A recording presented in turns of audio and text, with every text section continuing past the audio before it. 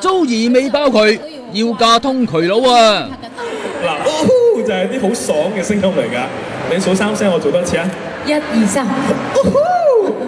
見到租兒使唔使咁嗨啊？租兒尋日去代言活動，話平日喺屋企最中意 hea 啊，仲大爆自己嘅擇偶條件。有智慧咯，最緊要